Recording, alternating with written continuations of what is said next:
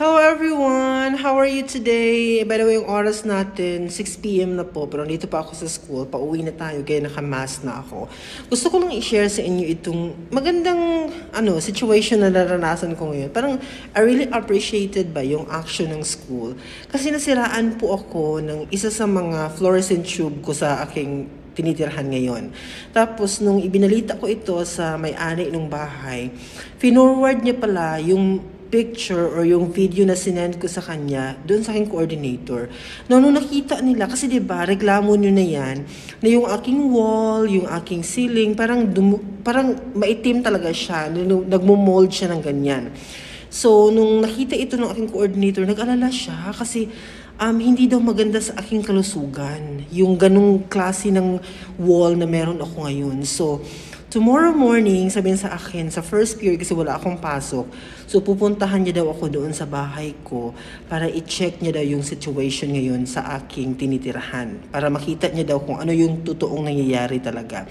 So in short, magtutudo linis tayo ngayong gabi mga my dear kasi of course baka makita niyo yung mga kadumihan natin doon, so kailangan linis talaga todo. Pero na-appreciate ko lang ba yung concern kasi even kaninang tanghali nung kumuha ako ng rice, talagang in-emphasize niya sa akin na nawo-worry ako sa kalusugan mo. Anong pwedeng mangyari sa health mo sa sitwasyon ng iyong wall ngayon sa bahay na tinitirahan mo. So, bukas na bukas talagang i-check niya kung ano yung reality talaga doon. And siguro may mga hakbang silang gagawin. Hindi pa natin alam. Pero so far, sa ngayon, parang really appreciated ko talaga yung act na ginawa nila na kahit hindi ko sinabi sa kanila, pero nagkataon talaga na na-inform sila na gano'n ang sitwasyon na tinitirahan ko ngayon.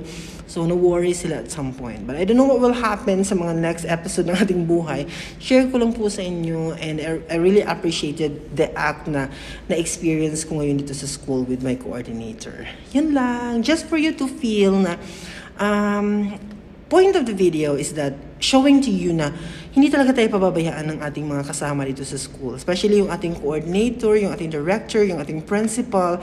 Lahat ng mga siguro pwedeng mangyari sa atin na hindi natin maintindihan at sila ang mas nakakaintindi.